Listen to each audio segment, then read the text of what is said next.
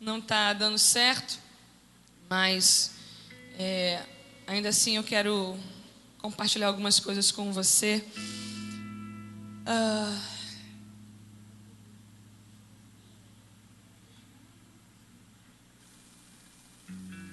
E o pastor Heberson então tem lançado para esse ano o desafio da igreja que nós queremos ser, né? E primeiro então a gente tem que saber o que é a igreja. Qual seria a sua definição de igreja? O que você pensa que é a igreja? E aí tinha um vídeo que nos dizia, nos explicava muito bem o que é a igreja. Em uma das partes finais do vídeo, ele diz que a igreja sou eu, a igreja é você, com uma missão, com um propósito e com um plano. Então, a igreja sou eu. Diga, a igreja sou eu. Vira para a pessoa que está do seu lado e diga, a igreja é você. E segundo o apóstolo Paulo em Atos 20, verso 28, ele diz que a igreja é um povo que Jesus comprou com o seu sangue. Vamos lá, Jô, Atos 20, 28, minha ajudante aí do dia. Tem como? Tá complicado aí? Atos 20, 28 nos confirma isso. O apóstolo Paulo diz o seguinte: cuidem de vocês mesmos e de todo o rebanho que o Espírito Santo entregou aos seus cuidados, como pastores da igreja de... Pastores da igreja de quem é a igreja, querido? Que ele comprou por meio do sangue do seu próprio filho. Eu sou a igreja, você é a igreja, nós somos a igreja de Deus, porque Ele nos comprou com o sangue do seu próprio filho. E eu lido com o público, e quando eles sabem que eu sou cristã, quando eles descobrem que eu sou cristã, a primeira pergunta, a pergunta que não quer calar é: de que igreja você é? A vontade que eu tenho de dizer é: eu sou a igreja. E eu digo: eu sou da Igreja Batista. É como se eles estivessem respirando aliviado, falando: ufa, sabe? Entende?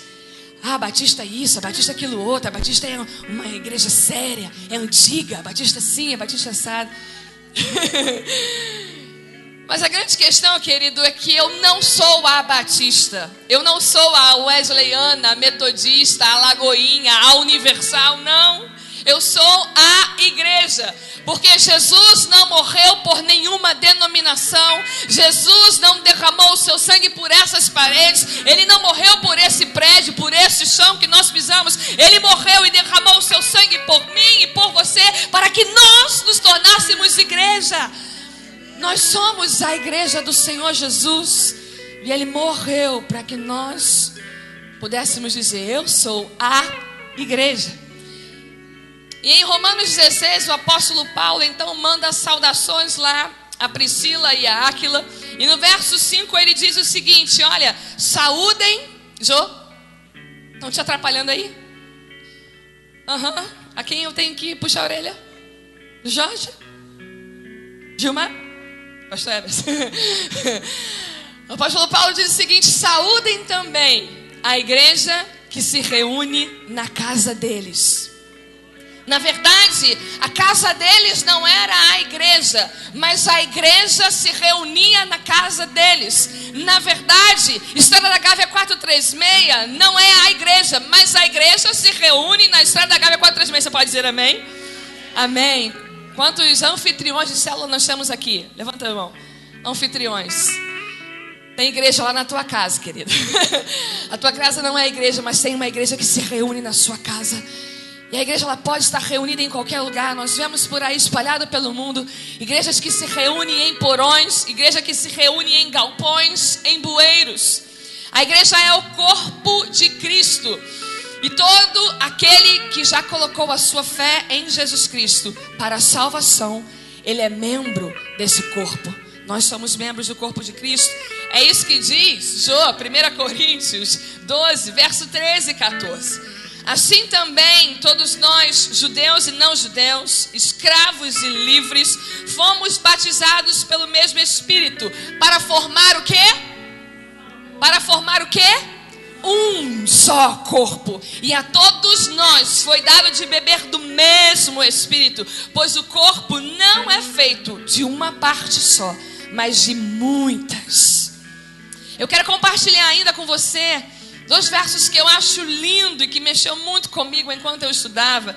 Ele está em Efésios 1, verso 22 e 23, que diz o seguinte: Deus colocou todas as coisas debaixo da autoridade de Cristo e deu Cristo à igreja como o único Senhor de tudo.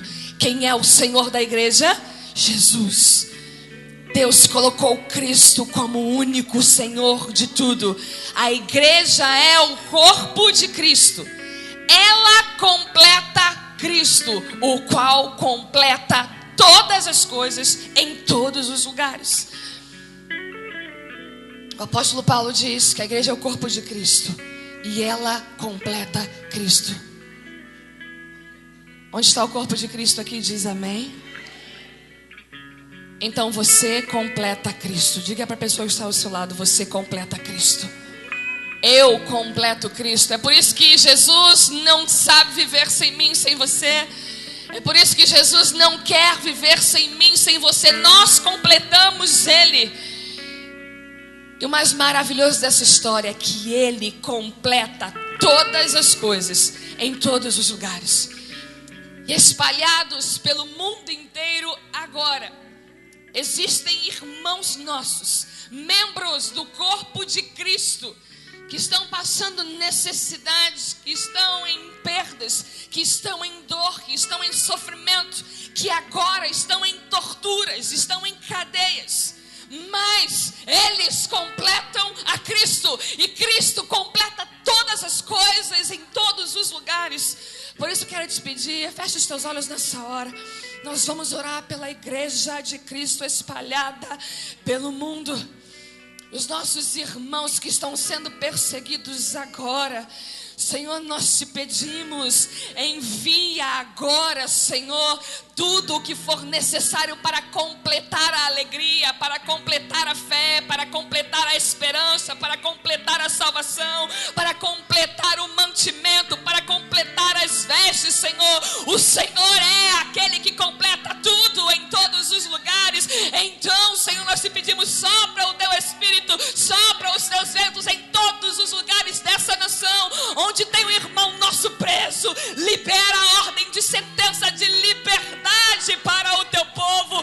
Onde tem um pastor, um servo teu sendo massacrado, humilhado e espancado, nesta hora nós te pedimos, amarra, Senhor, o torturador, queima com fogo, o destrói e o abate em nome de Jesus. Todas as famílias, Senhor, que têm visto torturas e que têm sido torturadas, famílias que têm passado por necessidades, nós te pedimos, Senhor, supre na alma, supre no espírito, supre na mente, supre no coração. Envia agora o bálsamo e o refrigério sobre todo o teu povo, toda a igreja espalhada pelo mundo, Senhor.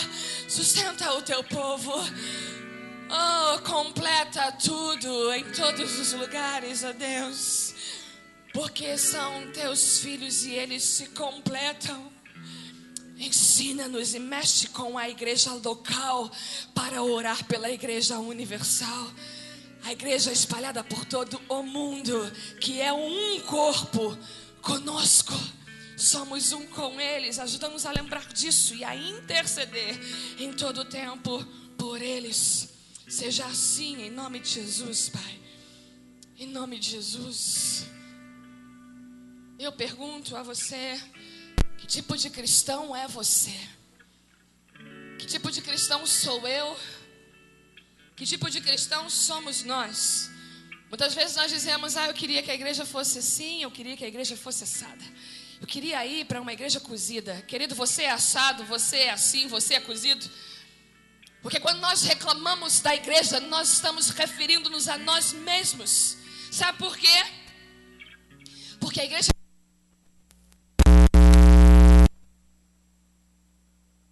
Eu vou repetir, a igreja que nós queremos é feita pelos cristãos que nós...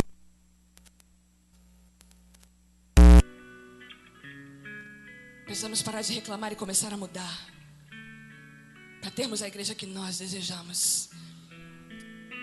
E aí, um dos pontos lá dentro da igreja que queremos ser, que o pastor Eberson pediu para que nós escolhêssemos e ministrássemos. Eu escolhi então, espiritualidade simples e saudável. Mas diante disso, a gente precisa saber o que é espiritualidade. Você sabe o que é espiritualidade? Talvez você tenha aí alguma definição, alguma ideia aí na sua cabeça do que seja espiritualidade. Sim, talvez ela esteja correta, e tem diversas formas de nós avaliarmos e analisarmos o que é espiritualidade. Mas quero compartilhar com você algo que mexeu comigo, que eu creio, onde também a palavra de Deus nos ajuda a estar baseados. Primeiro é que quando uma pessoa ela nasce de novo, quando ela crê em Jesus Cristo, quando ela se torna igreja, ela recebe o Espírito Santo que sela o crente para o dia da redenção, amém? Isso está lá em Efésios 1:13, que diz o seguinte: quando ouviram a verdadeira mensagem, a boa notícia que trouxe a vocês a salvação, vocês creram em Cristo, e Deus pôs em vocês a sua marca de proprietário quando lhes deu o Espírito Santo. Uau! Sabe, em mim você tem um selo assim, propriedade exclusiva do Pai. Ele nos selou com o Espírito Santo para sermos dele eternamente.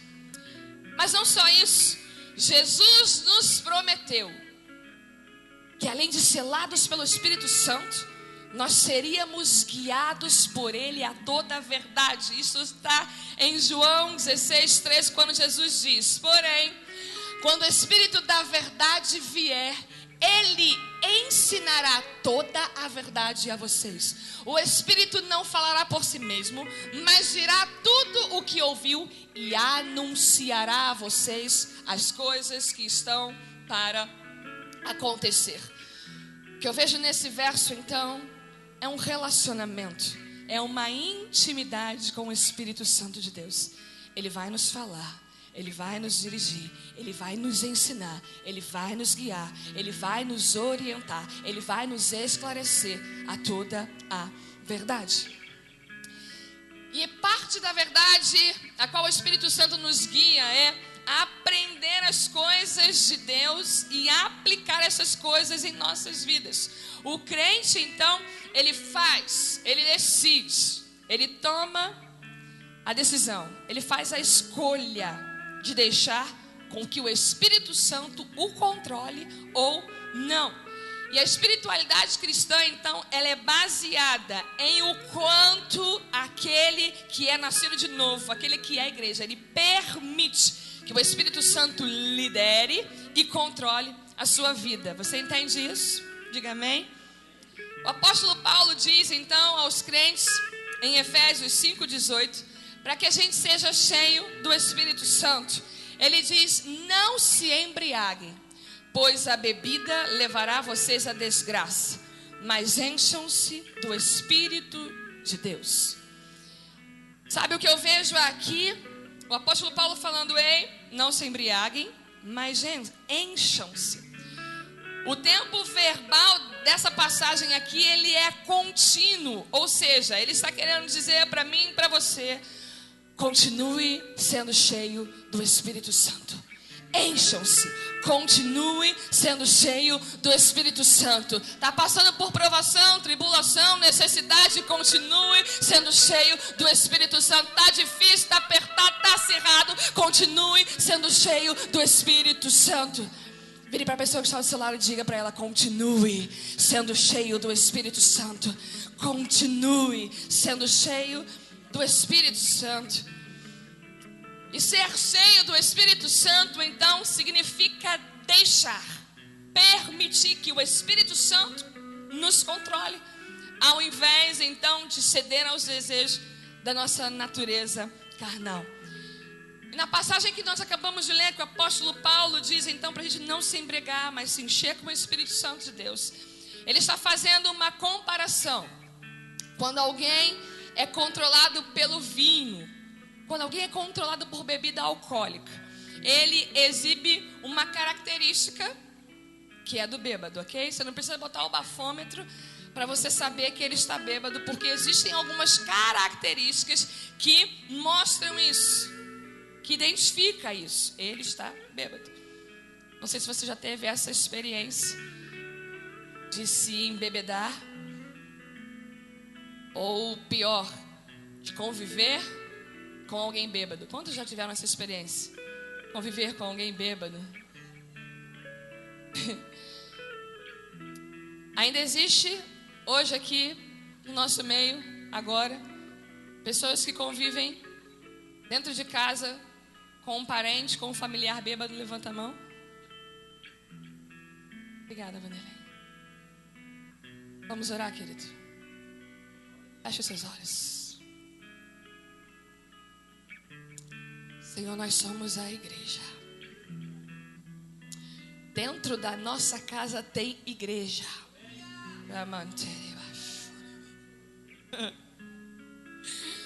Deus, como igreja, nós declaramos: estamos cansados de presenciar com a nossa vida, com os nossos olhos,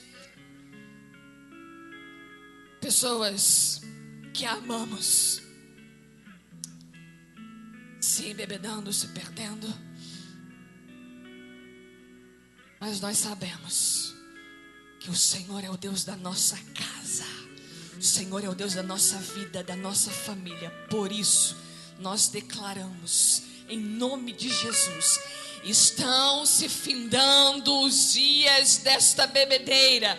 Estão se findando os dias desse vício. Nós te pedimos, Espírito Santo, com poder, enche as nossas casas, enche estas vidas, sacode, transforma, gera nojo pela bebida, gera ânsia de vômito, dá dor no estômago. Nós liberamos o Senhor para fazer o que precisa ser feito nessas vidas, para que em nome de Jesus eles parem, sejam paralisados no desejo e na vontade de beber, sejam paralisados, sarados e transformados no vício da bebida.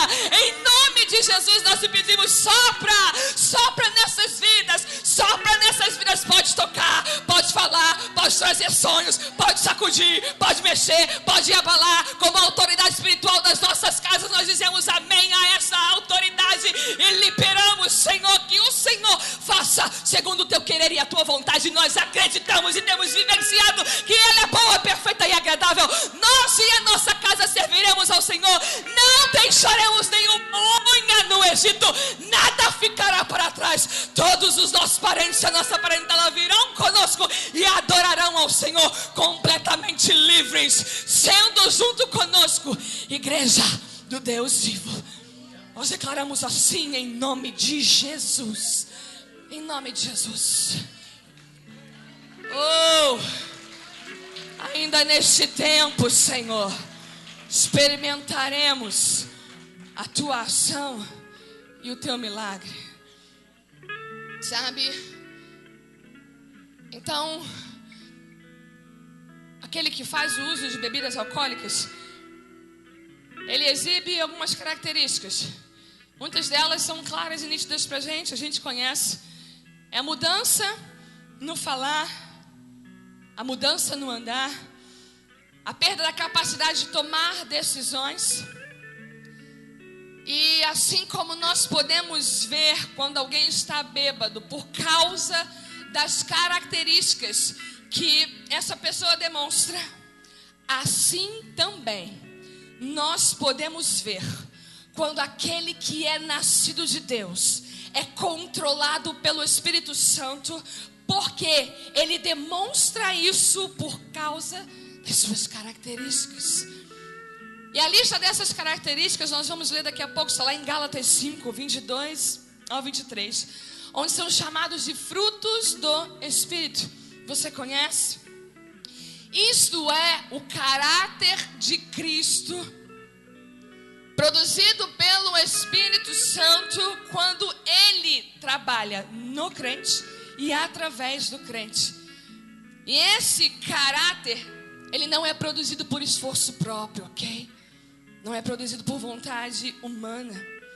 Porque aquele que é nascido de novo e é controlado pelo Espírito Santo de Deus, ele vai exibir naturalmente, então, um falar sadio, um caminhar espiritual consistente e uma capacidade de tomar decisões baseados na palavra de Deus. Espiritualidade, então, nós podemos definir que é uma escolha que nós fazemos para conhecer e crescer no nosso relacionamento diário com o Senhor Jesus e a nossa submissão à ação do Espírito Santo de Deus. Então, é simples. É simples. É simples. Enchei-vos do Espírito. Submeta à direção do Espírito Santo de Deus.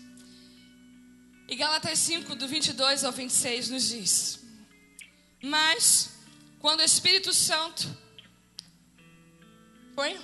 controlar as nossas vidas, ele produzirá em nós esta espécie de fruto: amor, alegria, paz, paciência, bondade, retidão, fidelidade, mansidão e domínio próprio. E aqui não há conflito algum com as leis judaicas, ok? Aqueles que pertencem a Cristo pregaram seus maus desejos naturais na sua cruz e os crucificaram ali. Se agora estamos vivendo pelo poder do Espírito Santo, sigamos a liderança do Espírito Santo em todos os aspectos da nossa vida. Então, não precisaremos mais andar em busca de honras e de popularidade que levam à inveja e a maus sentimentos. Se agora estamos vivendo pelo poder do Espírito Santo, o que temos que fazer então? Seguir a liderança do Espírito Santo em todos os aspectos da nossa vida. E existe uma igreja com essa espiritualidade simples e saudável que nós precisamos nos basear, que nós precisamos nos espelhar. E essa igreja lá é um modelo em todos os lugares e em todo o tempo. Não é a Igreja Batista da Lagoinha, não é a Comunidade Internacional da Zona Sul, não é a Igreja Atitude, mas é a Igreja de Atos 2.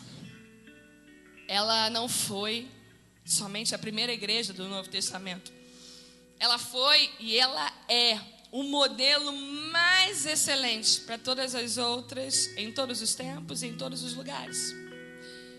Se nós quisermos então aprender sobre uma igreja que é espiritual e que cresce porque é saudável, então nós não precisamos nos basear em nenhum método atual que a gente possa ver, mas a gente precisa ver, precisa observar as marcas da igreja de Atos 12. Precisamos observar as características e o modelo da igreja de Atos 2 que foi deixado para a gente, para mim, para você. Para isso, nessa manhã eu quero compartilhar algumas características dessa igreja, algumas marcas da igreja de Atos 2 que estão ali concentradas, principalmente no verso 44 e 47, que diz o seguinte: todos os que criam estavam...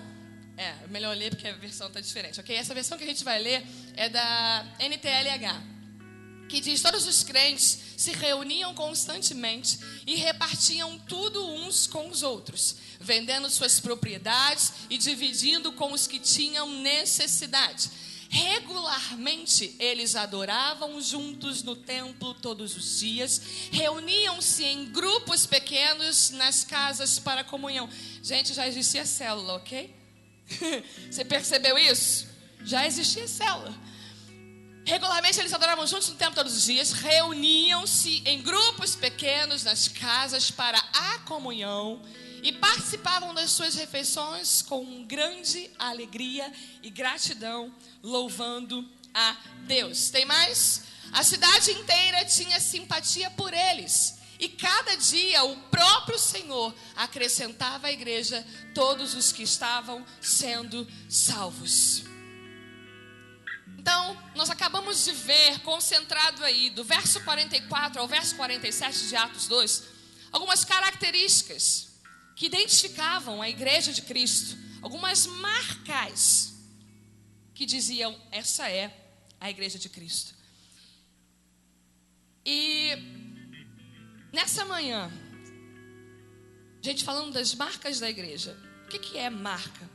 Marca é algo, então, que permite que a gente seja identificado, ok? Para que você entenda melhor isso, eu trouxe algumas imagens e você vai entender do que eu estou falando. Aí estão algumas marcas que vão te lembrar, que vão te fazer identificar o produto que está relacionado com ela. Começando a identificar algumas coisas? Você pode dizer aí junto, daí da sua esquerda para a direita. Vamos lá, o primeiro símbolo é o quê? Pepsi. Segundo, Apple, maçãzinha da Apple, ok? Produtos aí de informática poderosos. Ali aquela coisa feia que está ali do lado, alguém sabe? Starbucks, quem não sabe é uma cafeteria, cuidado, tá? Aquela imagem não é nada agradável ali, né? Uma cafeteria chamada Starbucks. O quarto ali, Nike. Embaixo, Shell, Bradesco, Renner, Banco do Brasil. O F ali ninguém sabe. Ninguém sabe. É o quê? Ah, meu Deus. O outro aí também muito menos, né? WhatsApp. E um final ali tem um jacarezinho que é a Lacoste. Vocês estão afiados. Agora, se eu perguntar, o último, da sua esquerda para a direita, lá no cantinho. Hã? Elaine ajudando, né? Bibi Rocinha. São marcas que identificam. Assim também era com a igreja de Atos 2. Uma série de marcas que identificavam ela como a igreja. Diante disso, eu te pergunto, como você é identificado? Para o tema da ministração dessa manhã, eu já estou acabando, tá? A pergunta então é, qual é a sua marca? Vira para a pessoa que está ao seu lado e diga, qual é a sua marca? Qual é a tua marca? O que te define? Como você é conhecido? Como você é identificado? Ei, lá vai aquele. Quem é aquele? Ah, é a irmã Edna. É a igreja. Amém, igreja? Como você é identificado? Qual é a sua marca? Eu quero compartilhar rapidamente apenas 4 marcas então dessa igreja de Atos para a gente terminar. A primeira é a fidelidade à palavra de Deus.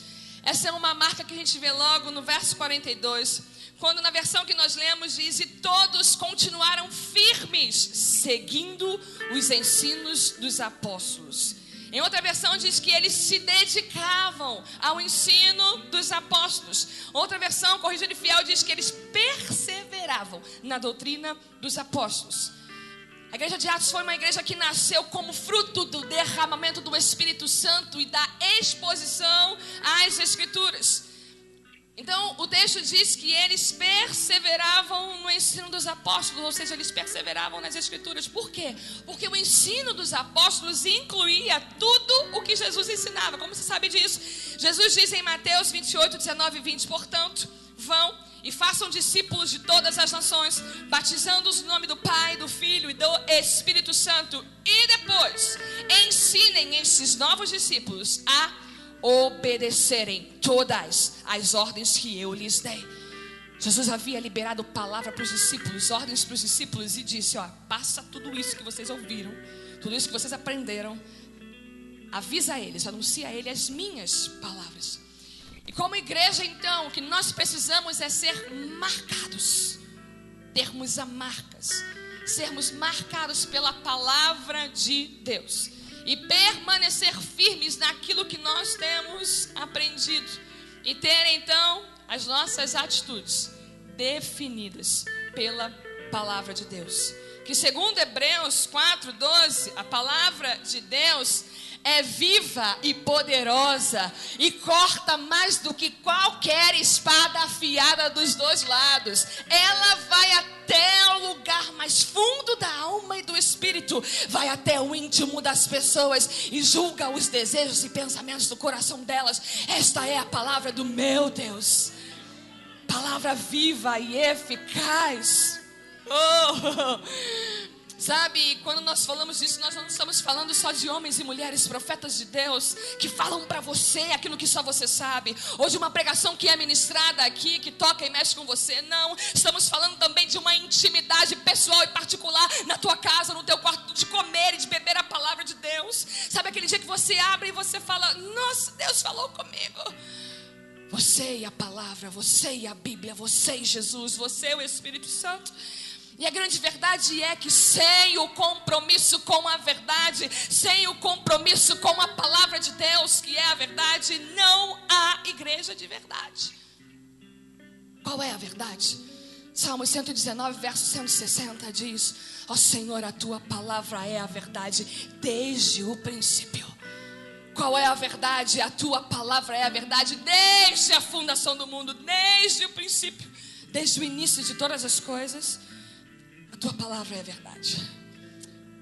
Verdade também é que muitas igrejas estão em busca de multidões, de resultados, de crescimento apenas. Muita adesão, pouca conversão, muito ajuntamento, pouco quebrantamento. Igrejas que trocam a fidelidade à palavra de Deus por doutrinas humanas para satisfazerem as suas vontades e os seus próprios interesses. Ai daquele que muda uma vírgula da palavra do Senhor. Mas a grande verdade é que o crescimento numérico e saudável, ele é fruto do crescimento espiritual, fruto da fidelidade à pregação da palavra de Deus, do Evangelho santo, puro e verdadeiro. A palavra de Deus, ela não muda. Ela é a mesma ontem, hoje e será eternamente. Para mudar, sim, a minha vida, a tua vida, a nossa vida, nos levando a um relacionamento melhor conosco mesmo, com Deus e com o próximo. Você pode dizer amém por isso? Como igreja, então, que nós precisamos nesse dia, nesse tempo, ter fome e sede pela palavra de Deus. Deixa eu te dizer uma coisa. Quando eu ministro para você, antes eu já ministrei para mim. Quando eu ministro para você, eu continuo ministrando para mim. Quando eu termino de ministrar para você, eu ainda estou ministrando para mim. Eu preciso viver essa verdade. Preciso ter mais compromisso com essa verdade. Fome e sede pela palavra de Deus. Intimidade, comunhão com aquilo que o Senhor quer me fazer ouvir através da sua palavra. Jesus um dia em João 17, conversando com o Pai, ele falou: Pai, é o seguinte, eu dei a tua palavra para eles, eu entreguei a tua mensagem para eles, e por isso o mundo os odiou, porque na verdade, Paizinho, eles não são do mundo, assim como eu também não sou. Mas eu te peço uma coisa, Senhor, não que os livre do mundo, não, Pai, eu não te peço que os tire do mundo, mas eu te peço que os livre do maligno. E eu te peço também, Senhor, santifica-os na verdade. A tua palavra é a verdade. Eu imagino Jesus com o coração quebrantado e contente diante do Pai, dizendo: Jesus, livra-os do maligno, mas também pega eles e santifica-os na verdade. A tua palavra é a verdade. Pega eles e conduz na tua palavra.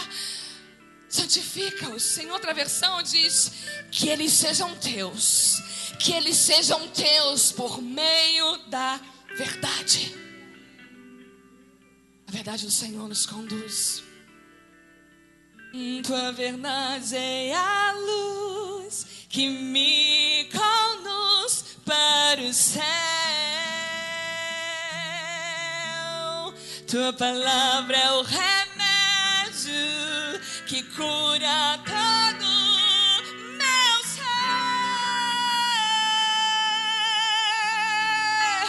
Tua alegria em minha vida me fortalece a cada novo dia. Tua alegria em minha vida recebo dela hoje, agora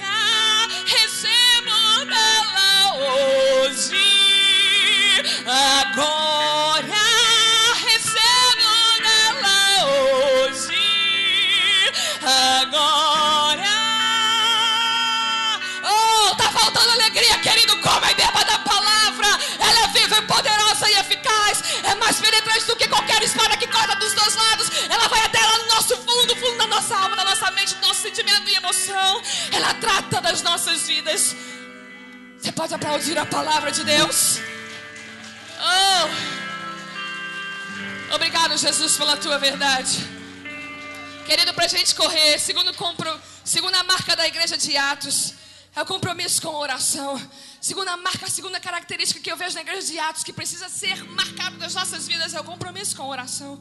Em Atos 2, então chega o dia do Pentecostes, o dia do derramamento do Espírito Santo. Mas olha, eu quero que você venha aqui comigo. Antes de Atos 2, em Atos 1, estava acontecendo já algo tremendamente poderoso. Jesus chama os seus discípulos e aconselha: olha, não sai de Jerusalém até que seja derramado o Espírito Santo sobre vocês. Então eles estão no Monte das Oliveiras. Quando eles estão lá, eles veem Jesus ascender. Jesus sobe ao céu na frente deles. Os caras ficam assim, babacados. E aí aparecem 2 varões galileus ali, vestidos de branco. Fala: cara, o que vocês estão fazendo aí? Estão abobados aí vendo o quê? Assim como vocês viram Jesus subir, espera, da mesma maneira ele vai voltar. Agora vamos circulando, vamos andando. Os discípulos voltaram para casa. Diz o verso 14 que eles foram para a casa onde eles estavam hospedados, todos juntos. Diz o verso 13, na verdade, de Atos 1, que todos eles subiram para o segundo andar da casa. Verso 14 diz que eles sempre se reuniam todos juntos para orar. Eles sempre se reuniam todos juntos para orar. Versão NVI diz que todos eles se reuniam sempre em oração. NBV diz que todos eles perseveravam em oração. Atos 1, ok? Ali os 11 discípulos então estavam juntos. 11 porque Judas não estava mais. Mas agora o lugar de Judas vazio, precisava de alguém para estar no lugar dele. E no verso 21 de Atos 1, eles dizem o seguinte: vamos escolher alguém que tenha estado conosco continuamente, ok? Alguém que viveu conosco com Jesus, alguém que esteve conosco desde o batismo de Jesus até a ressurreição. Beleza, eis aí um critério. Eis aí o critério da escolha do 12º apóstolo, ok? Uma ideia bacana, mas não era o principal. Preste atenção no verso 24. Então todos eles oraram para que fosse escolhido o homem certo. Todos eles oraram para que fosse escolhido o homem certo. Lançaram sortes, caiu sobre Matias. Matias foi o 12º discípulo. Sabe o que eu vejo aqui? Que a igreja nasceu em clima de unânime e intensa oração. Em Atos 2, então, acontece o esperado derramamento do Espírito Santo. Mais uma vez, quando todos eles estavam juntos, no mesmo lugar. Todos foram cheios do Espírito Santo. Línguas repartidas de fogo sobre eles. Multidão perplexa, admirada, maravilhada com o que estava acontecendo. Não estavam acreditando no que estavam vendo, no que estavam ouvindo. Verso 41 diz que logo cerca de aproximadamente 3.000 pessoas começaram a se render ao Senhor e serem salvas. E o verso 42 diz: e todos continuavam firmes fazendo orações. Em todo tempo, firme fazendo oração. Vira para a pessoa que está do seu lado e diga: continue firme fazendo orações. Esteja em tempo bom, esteja em tempo ruim, querido, continue firme fazendo orações. Continue firme fazendo orações, sabe? E a gente caminha mais para frente de Atos 2, passo 4, o 3, o 4, o 5, chegamos no 6. E aí nos Atos capítulo 6, começou a acontecer um probleminha ali. Muitos judeus estavam se convertendo ao Evangelho, muitos estavam se convertendo, estavam seguindo ali os ensinamentos de Jesus. E existia um grupo de judeu que estava fora da terra de Israel e outro dentro de Israel. Eles começaram a se queixar. Os que estavam lá de fora começaram a se queixar que as suas viúvas estavam sendo esquecidas na repartição diária do dinheiro. Então o que os discípulos fizeram? Os 12 discípulos chamaram ali os seguidores de Jesus e falaram para eles: não está certo. Não está certo a gente parar de propagar o evangelho para discutir e tratar sobre dinheiro. Vamos fazer o seguinte: escolhe aí entre vocês 7 homens que, diz o verso 3 de Atos 6, sejam de confiança, cheios do Espírito Santo e sabedoria, e nós entregaremos o serviço a eles. Alô? Está entendendo? Entre vocês, escolham 7 homens. Mas é o seguinte: de confiança, cheio do Espírito Santo e de sabedoria. Quem você está escolhendo para te aconselhar? Quem você está escolhendo para dividir os seus problemas? De confiança, cheio do Espírito Santo e de sabedoria. Critérios para a liderança: gente de confiança, cheio do Espírito Santo e de sabedoria. Você entende isso? Entregaremos o serviço a eles. E aí, o verso 4 diz o seguinte: assim, nós poderemos fazer o quê? Continuar usando todo o nosso tempo na oração e no trabalho de anunciar a palavra de Deus. Assim nós vamos poder continuar. Querido, a oração era algo contínuo na vida daqueles homens. Porque eles estavam querendo dizer então: ei, a gente não pode parar, resolve logo isso. Não podemos parar, precisamos continuar orando e anunciando a palavra de Deus. Sabe o que eu vejo aqui? A palavra de Deus, ela vem em seguida da oração. Ela não está divorciada da oração. A gente precisa propagar o evangelho e orar e propagar o evangelho. Outra coisa que eu vejo aqui é a oração era o oxigênio da igreja. Era o que fazia aquela igreja estar viva, crescer, saudável. E aí, se você continuar então lendo Atos 3, 4, 5, se você voltar um pouquinho do 6, continuar lendo, você verá que quando a igreja orava, os presos eram soltos, os enfermos eram curados, os endemoniados eram libertos, as portas para o evangelho se abriam e o povo de Deus crescia ainda mais. O povo de Deus crescia ainda mais. Essa não era uma igreja que tinha prestígios políticos. Essa não era uma igreja que tinha conchavos com nenhum deputado, mas tinha intimidade com o Senhor. Igreja simples, que não tinha ouro, que não tinha prata, mas que tinha o poder vindo do Espírito Santo. Você pode não ter tudo o que você quer, mas se você tiver comunhão com o Espírito Santo, se você for cheio dele, você terá exatamente tudo aquilo que você precisa. Você entende disso? Muitas vezes reclamamos: oh céus, não tenho isso, não tenho aquilo, está faltando isso, está faltando aquilo. Querido, seja cheio do Espírito Santo, busque comunhão com Ele, você terá absolutamente tudo aquilo que você precisa, porque Ele é e Ele tem tudo o que nós precisamos. A comunhão diária com Deus manterá a alegria. A comunhão diária com o Espírito Santo manterá a nossa fé. A comunhão diária com o Espírito Santo manterá a nossa esperança. Terceira marca que eu vejo na igreja de Atos, que precisa estar marcada nas nossas vidas, se resume em 3: amor, comunhão e adoração.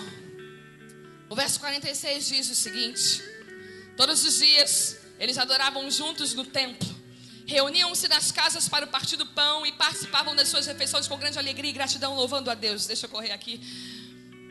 Querido, o que eu vejo aqui é que aquele povo, ele não somente ouviu a palavra de Deus, eles abraçaram a palavra de Deus, eles permitiram que em suas vidas essa palavra fosse viva e eficaz. Eles viveram o evangelho. E aí o verso 46, na versão Bíblia Viva, nós lemos agora, diz que todos os dias eles adoravam juntos no templo. Deixa eu te perguntar uma coisa: o que eles faziam no templo todos os dias? Oravam, adoravam, desculpa, tá aí no texto. Eles adoravam dentro do templo. E quando eles saíam do templo, o que eles faziam? Continuavam adorando, querido. Eles continuavam adorando. Sabe por quê? O texto diz: todos os dias eles adoravam juntos no templo, vírgula, reuniam-se nas casas para o partir do pão. Ou seja, eles continuavam adorando ao Senhor. Sabe por quê? Porque o partir do pão era um memorial. A igreja daquele tempo todos os dias partia o pão, porque Jesus, quando partiu o pão com os discípulos, ele disse: fazei isto em memória de mim todas as vezes que comerdes. E aí, o partir do pão, então, lembrava para eles o seguinte: olha, através da morte de Jesus, eu sou um com você. Somos um corpo em Cristo Jesus. E esse partir do pão, ele era feito dentro das casas, durante a refeição comum. E aí, diz que participavam das suas refeições com grande alegria, gratidão, fazendo o quê? Louvando a... Era a vida de adoração dentro da igreja e fora da igreja. Adoravam o Senhor dentro do templo, mas quando saíam continuavam em adoração. E aí eu imagino aquele povo ali então,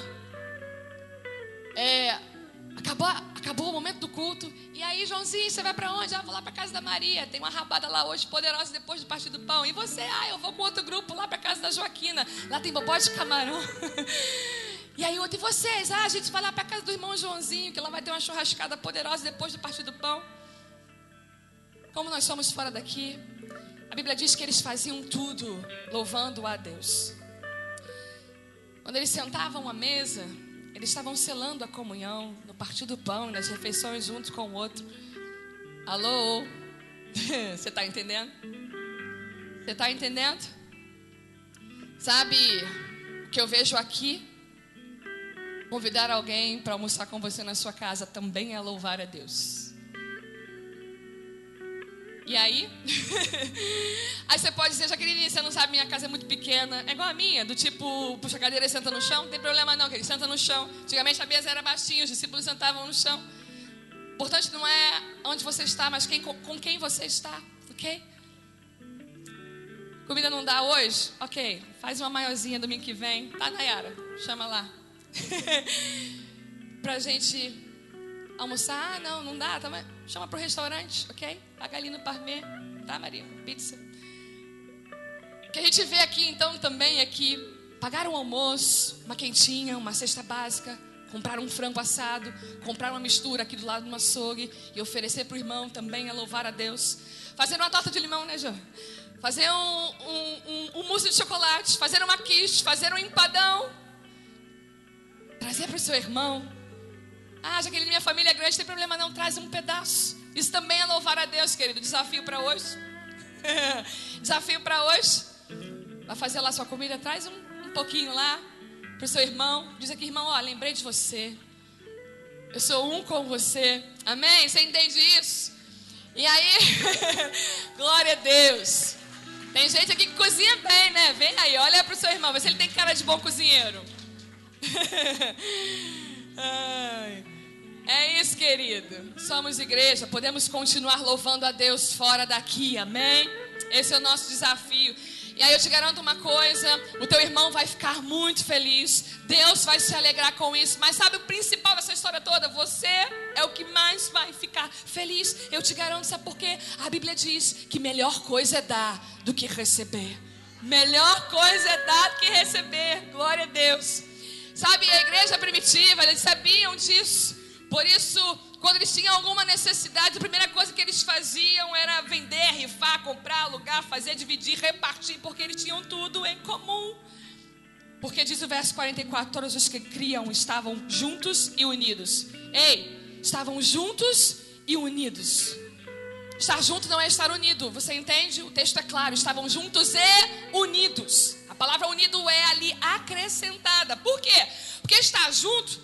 De vez em quando tem a mania, né? Esse dia eu mandei mensagem, estamos juntos. Falei, deixa eu consertar, estamos unidos.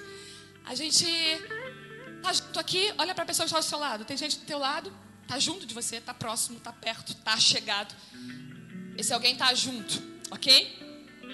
Estar junto é isso, é estar próximo, é estar perto, é estar chegado. Mas estar unido é quando a gente forma um todo, junto com o outro. Olha aqui um exemplo eu trouxe. Os copinhos do Davi. Queridos, estão juntos ou estão unidos? Estão juntos. E agora?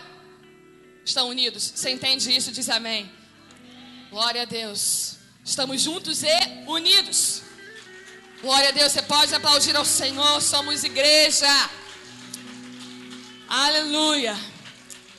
Teu problema é o meu problema. A tua dificuldade é a minha dificuldade. A tua dor é a minha dor. E assim somos igreja. A união é o resultado de um amor verdadeiro, de comunhão, de coesão, de compaixão, de cuidado e respeito.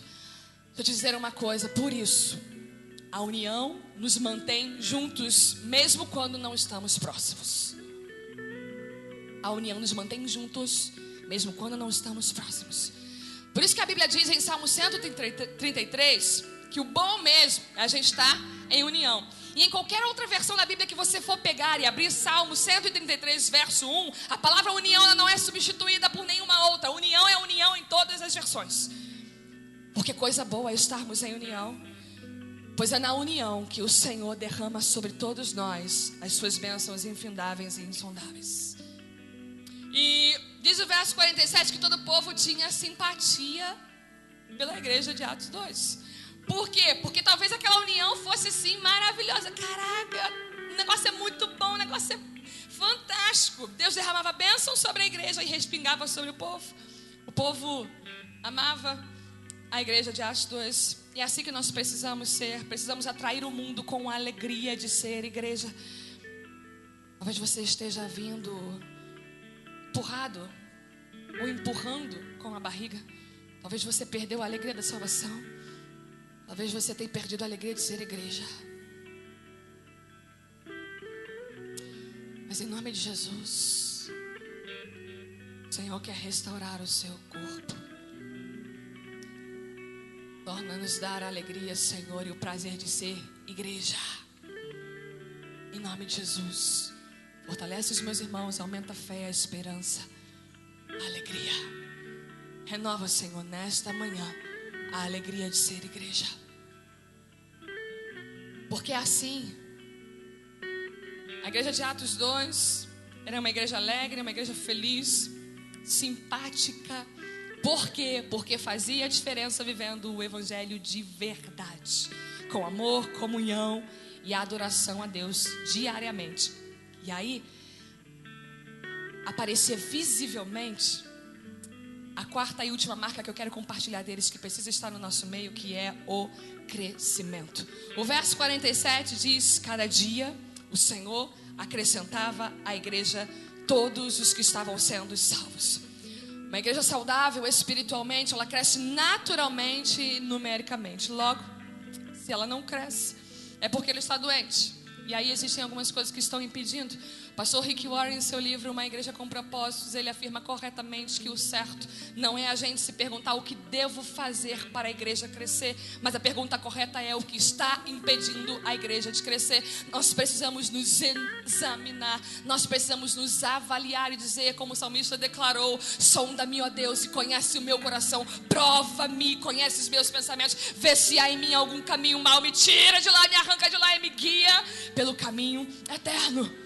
O crescimento, então, da igreja é o resultado do meu relacionamento com Deus e com os meus irmãos. Você está entendendo isso? O crescimento da igreja é resultado do seu relacionamento com Deus e com os irmãos. E Deus é aquele que vai acrescentando à igreja os que vão sendo salvos. O crescimento saudável da igreja só Deus pode realizar, mediante a oração da igreja, a ministração da palavra e o trabalho dos seus servos. Porque 1 Coríntios 3,6 diz que uns plantam, outros regam, mas quem dá o crescimento é o Senhor. Que as marcas da igreja de Atos 2 sejam vividas em nossas vidas na plenitude, sendo igreja hoje, aqui, as mesmas marcas que estavam sobre eles, que os identificavam, sejam sobre as nossas vidas e nos identifique como igreja. Se coloque de pé. Que todos nós sejamos uma igreja que mergulha na graça, é fiel à palavra de Deus, comprometida com a oração, onde reina o amor, a comunhão e a adoração, que tem uma espiritualidade simples e saudável e por isso cresce continuamente. Olha para cá, você pode completar a frase: eu sou a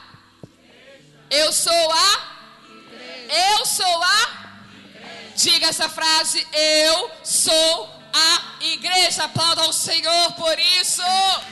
Obrigado, Jesus, pelo privilégio de ser igreja. E aí, no seu lugar, eu quero te convidar, feche os seus olhos, a gente vai terminar. Oh Deus, você pode se apresentar ao Senhor como igreja.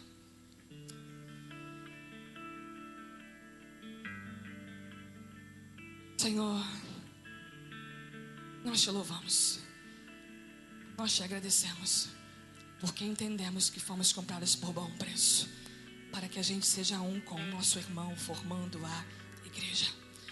Somos um corpo, o teu corpo, onde o Senhor é o cabeça. Somos membros importantes, que diz a tua palavra que completam a Cristo. E nós te agradecemos porque o Senhor não sabe, o Senhor não consegue viver sem a gente. Nós completamos o Senhor. E nós te agradecemos porque o Senhor completa todas as coisas em nossas vidas, em todos os lugares. Obrigado, Jesus. Obrigado pelo privilégio de sermos igreja. Temos uma missão, temos um propósito, temos um compromisso, temos o plano, Senhor. O desejo das nossas vidas de te amar e continuar propagando o teu evangelho, sendo fiel à tua palavra. Nós pedimos como seres individuais, como pessoas, como homens e mulheres, como filhos de Deus, como igreja, ajuda-nos a sermos fiéis à tua palavra, a comer e a beber lá na nossa casa, no nosso quarto da tua palavra, a ouvirmos a tua voz, não somente através dos profetas, mas através da tua palavra que é viva e eficaz. Ajuda-nos, ó Deus. Gera isso em nossas vidas nesse tempo como igreja, nesses dias. Nós pedimos, Senhor, em nossas vidas também, ajuda-nos a ser comprometidos com a oração.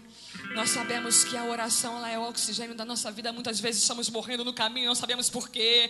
É porque não aprendemos ainda a te entregar todas as coisas, a clamar, a orar, a buscar e mais, a ser perseverante na oração, a viver uma vida de contínua oração. Ajuda-nos, ó Deus, a fazer como o apóstolo Paulo diz: encham-se do Espírito, continuem sendo cheios do Espírito, aconteça o que acontecer nas nossas vidas, Senhor. Fortalece-nos e leva-nos, Senhor, a sermos cheios do teu Espírito. Isso é comigo, isso tem a ver comigo. Sou eu que preciso me encher, sou eu que preciso ir e buscar o enchimento do Espírito. Ele está disponível e como igreja Ele quer me encher. Mas eu te peço, Senhor, ajuda-me a estar comprometida com a vida de oração. Isso fará toda a diferença na minha igreja. Ajuda-me a lembrar, a continuar orando pelo meu irmão, a continuar orando pelo meu pastor, pelos ministérios deste lugar. Quero como igreja estar comprometida contigo, Senhor, em oração. Ajuda-me também, Senhor, a manter o amor, a comunhão e a adoração fora daqui, Senhor. Não apenas sorrir e abraçar o meu irmão quando estiver aqui, mas me unir a ele fora daqui.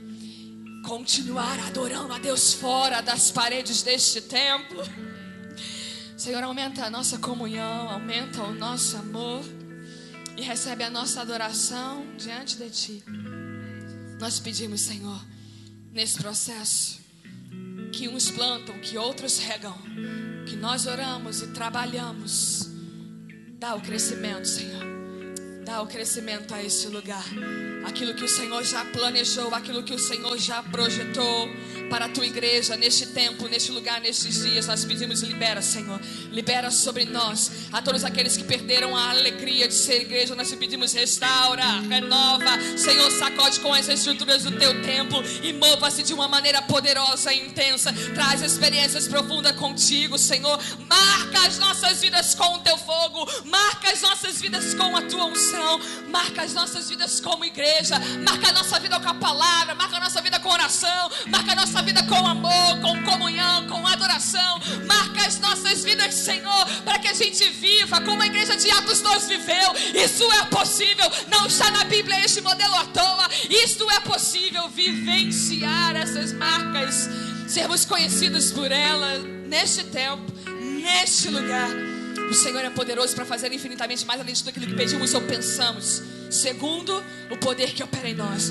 Opera em nós o teu poder, transforma as nossas vidas, sara a nossa alma, Senhor. Se algum em nosso meio foi ferido, foi prejudicado com alguns questionamentos, algumas outras coisas, nós pedimos: sara a tua igreja, Pai. Passa teu sangue, limpa com o teu fogo, Deus. Restaura todas as coisas, restaura o teu corpo, Senhor, para que a gente siga firme na comunhão, na adoração, na fidelidade à palavra e na oração. Nós te agradecemos em nome de Jesus. Vamos dizer: Tu me amas como sou, mas não me deixas como estou. Declara o que você quer. Segui teus passos, sempre vou rumo ao encontro do teu amor. Por quê? O teu amor é maior que a vida, me traz paz e alegria. teu perfume quero me encher, e a cada instante mais te conhecer. Sim, Senhor. Tua verdade é a luz que me conduz para o céu. Oh, obrigado, Senhor. Tua palavra é o remédio. Cura nesta manhã, Deus. Cura a tua igreja, Senhor. Receba a cura do Senhor. Receba a alegria do Senhor.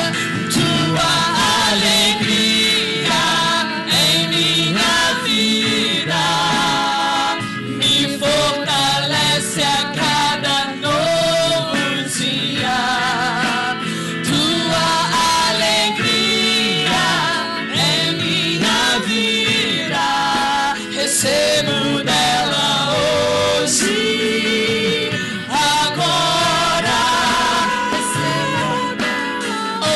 Você pode levantar as suas mãos e dizer isso? Recebo, Pai.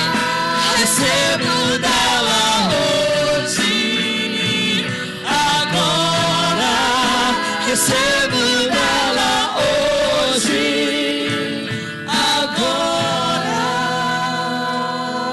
Tua verdade é a luz que me conduz. Declare. Para o céu. Receba a cura. Tua palavra é um remédio que cura todo meu ser. Receba a alegria do Senhor. Tua alegria em minha vida me fortalece a cada novo dia. Tua alegria em minha vida recebo dela hoje, agora. Querido, pra gente passar a palavra pro pastor Everson pra gente ir embora, ok? Bota a mão na sua cabeça aí. Estavam todos reunidos no mesmo lugar. Oh, meu amante. E um forte som, como de um vento impetuoso, entrou naquele lugar. E todos, absolutamente todos, a palavra para o texto é todos, todos foram cheios do Espírito Santo e começaram a falar em novas línguas. Receba o batismo do Espírito Santo nesta manhã. Receba o fogo do Senhor, receba a unção de Deus sobre a tua vida. Receba, em nome de Jesus. Receba agora alegria para viver. Receba alegria para sua igreja. Receba alegria para subir, andar, testemunhar. Receba o prazer e a satisfação de ler a palavra e de orar. Receba a alegria, o prazer e a veracidade da comunhão, do amor e da adoração. Receba o dom, a alegria, o prazer e a satisfação de ser igreja. Receba, subindo e descendo nesse lugar, dentro e fora desse lugar, sendo igreja. Receba a alegria do Senhor, o poder de Deus para viver e vencer, porque nós dizemos: tua alegria, Tua alegria em minha vida me fortalece a cada noite. Obrigado, Jesus. Fortalece a tua igreja, Senhor. Em minha vida recebo dela Hoje, agora, recebo dela hoje, agora.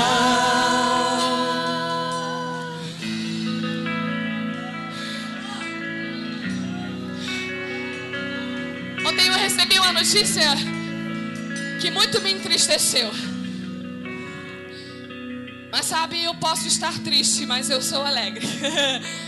A alegria do Senhor é a minha força.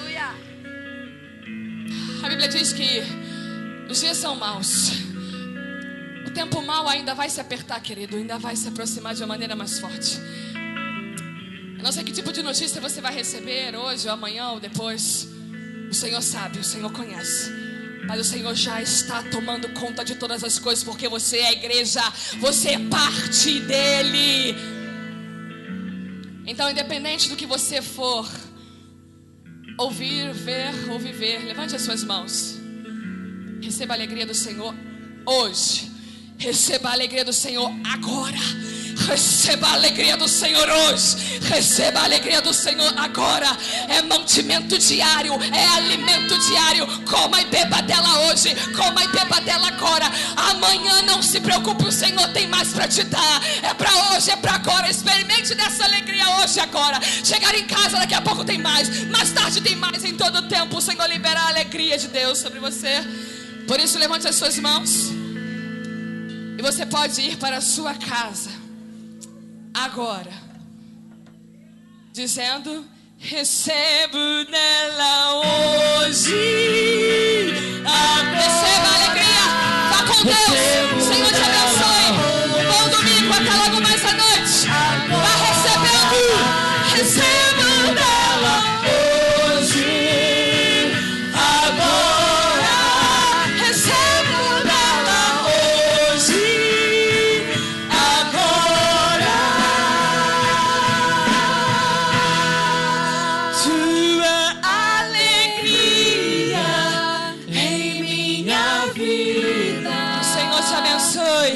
Fortalece a cada novo para a paz. Dia.